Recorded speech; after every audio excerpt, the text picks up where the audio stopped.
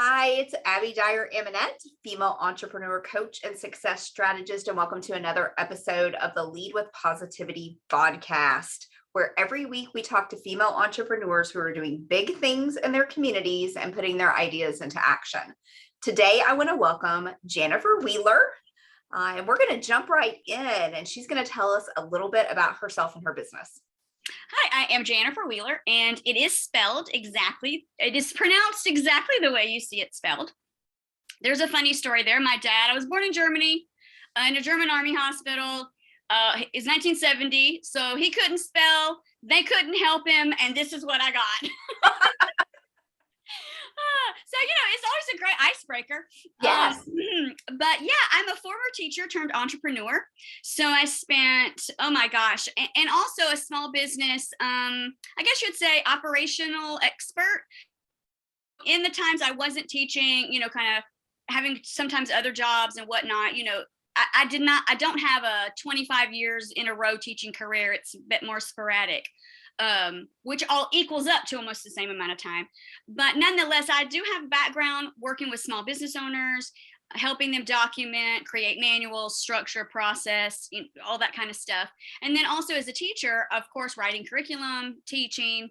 So I think my business really reflects my skill set, which is curriculum development and helping people implement structure.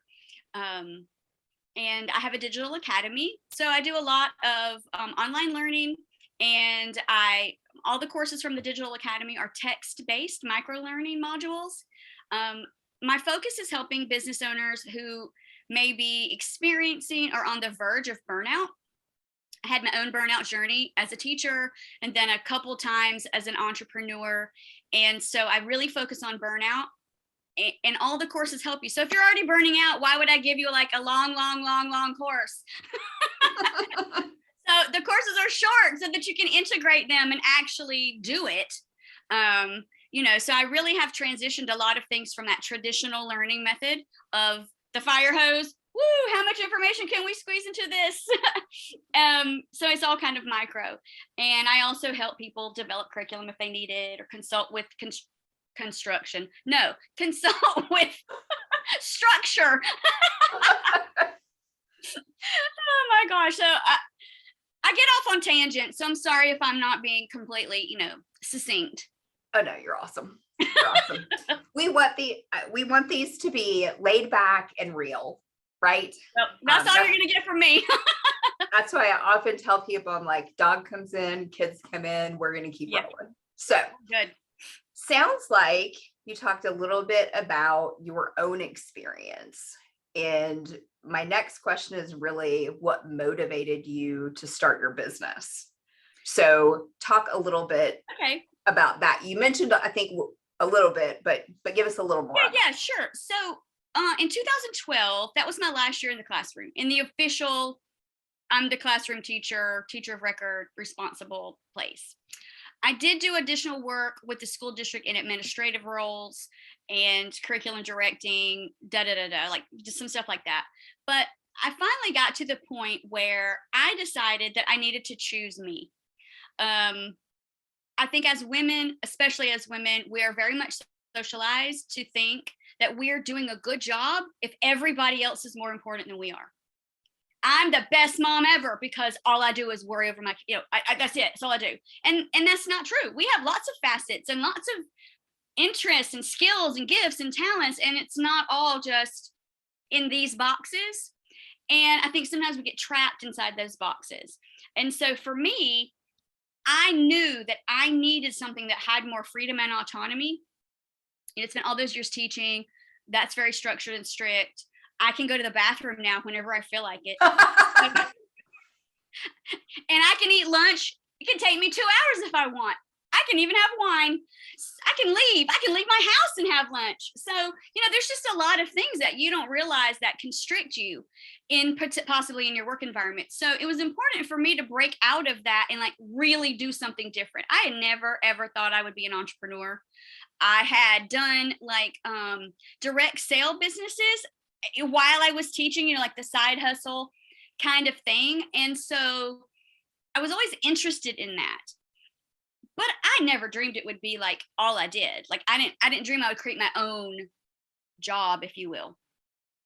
But when I kind of knew it was time to be done with the school district in total, like everything, then I thought, okay, I can do this. I can do this as a business. I'm a teacher. I'm a natural teacher. I can teach people how to do things. But what? So my business has evolved over the years. When I first started, it was more of an educational consulting because that's what I was most comfortable and confident around. It didn't occur to me to partner those things. Like all those years I had worked with small businesses, creating all of their structure, all their manuals and handbooks.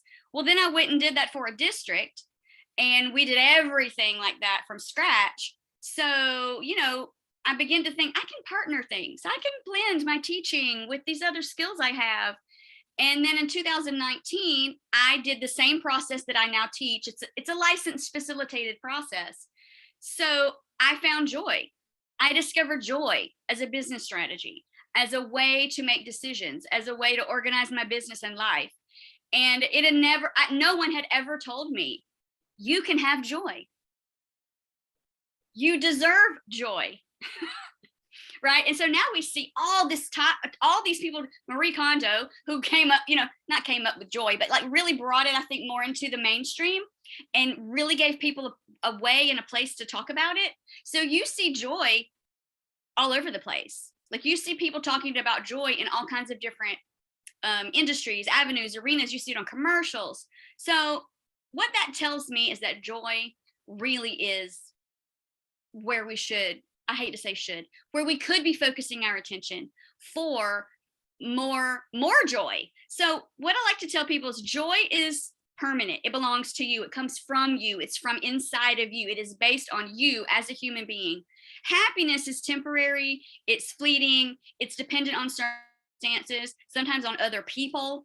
And so I pursue joy versus happiness, because joy is like always there. I can find joy any time. And you can be joyful in the face of unhappiness or obstacles.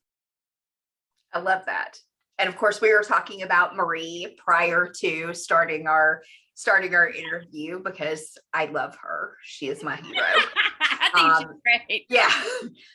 But I agree with you. And I find a similar conversation with the folks that I work with, right?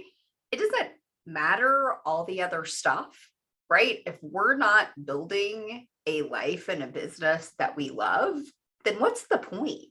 Right? I mean, right. So I'm completely with you. Tell me a little bit about your greatest inspiration and why. Oh my gosh. Oh, you know what? I think about people, and it's not one single person that inspired me, but more a combination of qualities in the people that inspired me.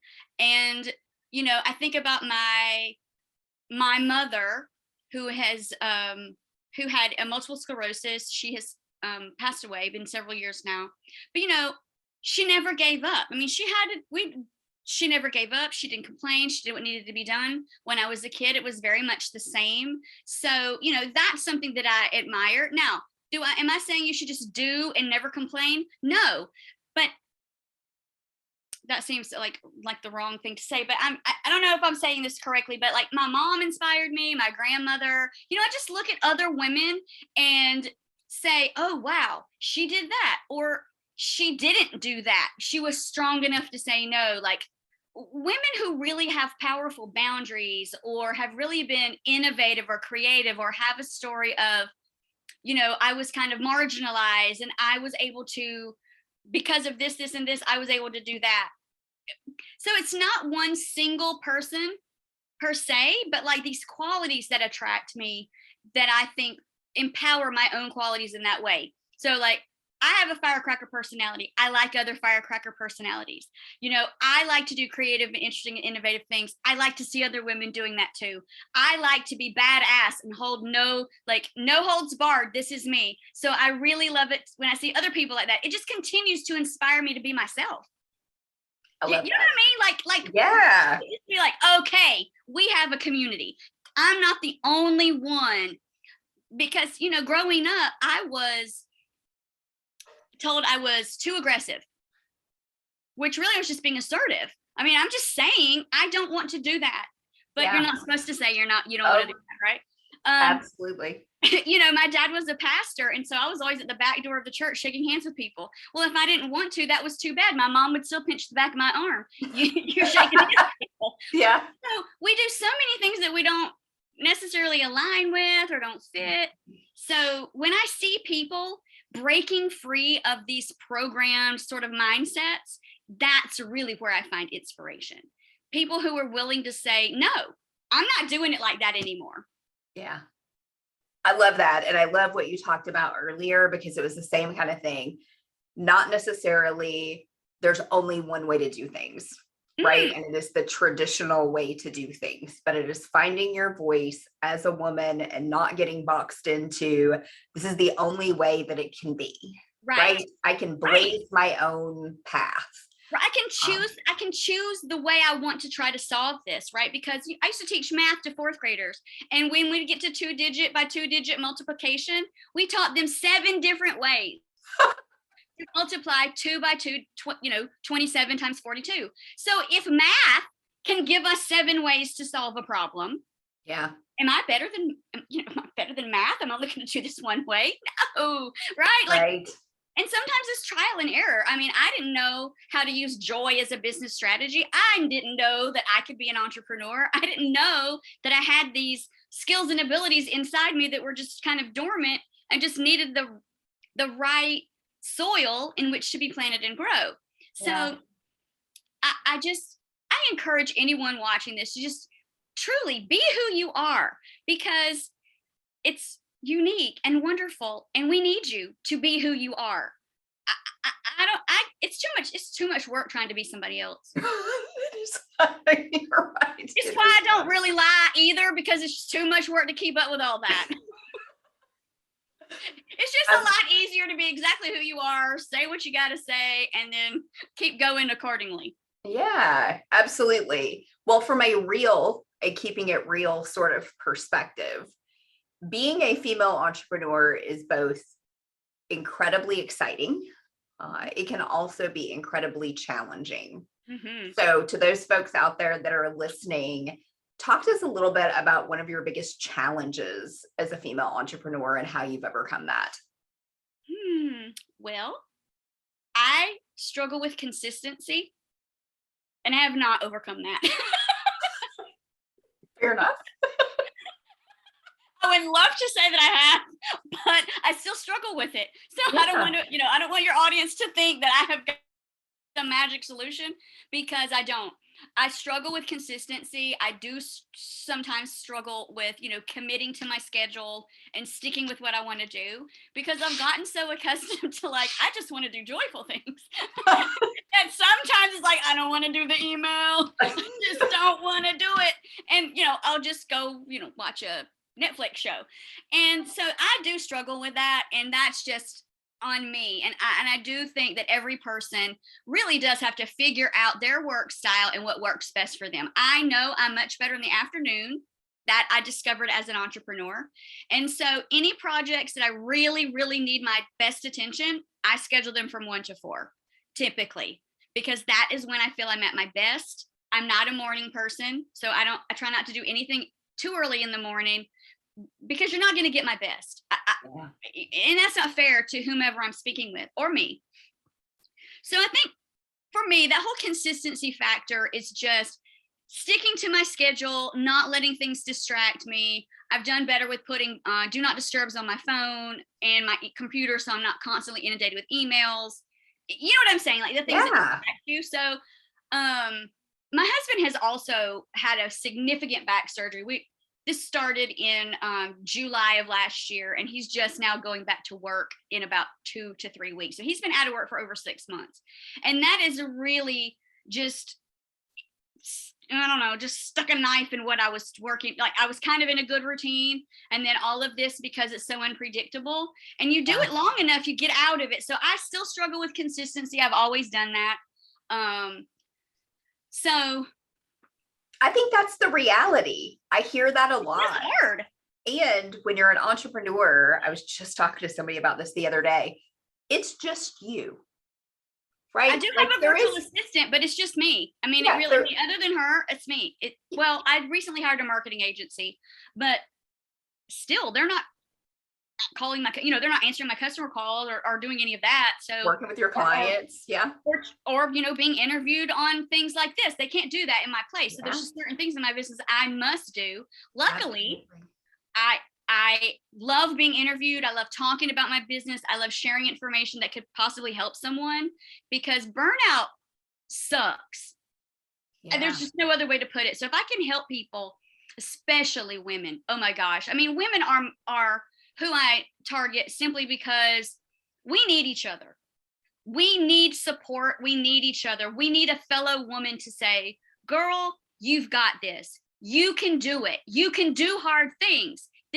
It may feel like you can't, but I know you can. And I'm a maximizer. So I feel like I can see things about people that they don't necessarily notice for themselves. And it's like, it's my job in this world to make sure you know that. It's my job to make sure that you know that you are freaking amazing, that you are doing remarkable things, regardless of what yourself and the world might be telling you. and I don't know. I just feel like I'm a natural cheerleader and an encourager of other women. And to me, that's just an integral part of what I do. It's really the reason. Yeah. And we need it, right? We need those folks that are holding us accountable and cheering for us and keeping us going, because there are hard days, right? There are some really hard days. I mean, over my journey, I've gone back to work like twice, in the middle, okay, well, I should go back to work. This is not generating enough income, blah, blah, blah. Sure. Go back to work. Do that for a while to realize I hate working for other people. This is not good. I'm always stressed. I don't have control over my schedule, blah, blah, blah, blah. All the things, right? Because I think it's important that you know your own personal values. And I never explored that before until a few, 2 or 3 years ago.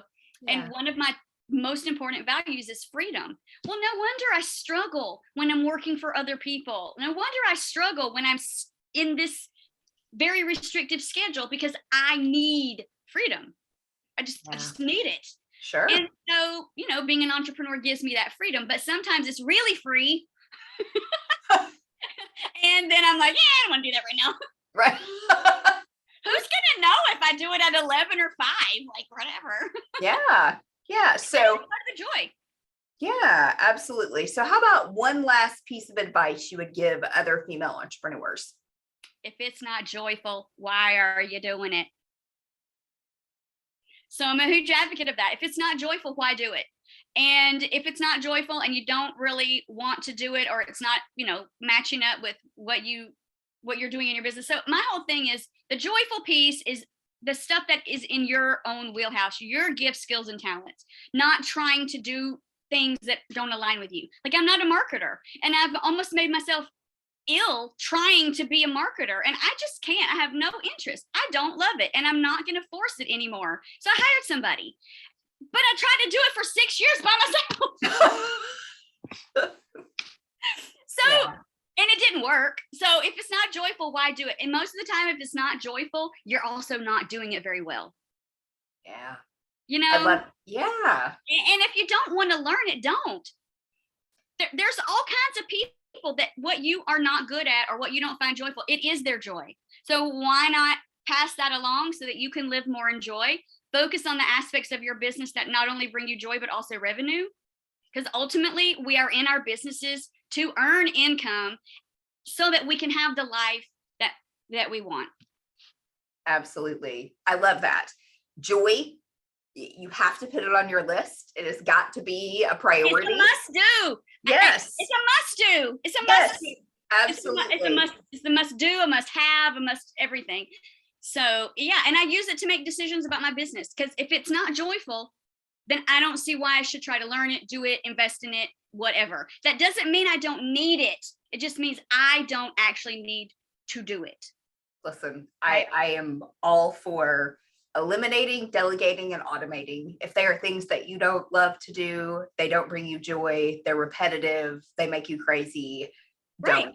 Right? There's plenty of talented people. And then delegate it. You got to document it and then delegate it. Yeah. I mean, you can't go the other way, but really, just regardless of where you start, start moving things off your plate that you can. And if I could just add one little piece of advice there, when you do start delegating, actually let it go. Please don't become a micromanager. That doesn't help you. That's not, you were already a micromanaging yourself. Let's don't try to micromanage somebody else and yourself. Absolutely. You will not find joy that way. Oh.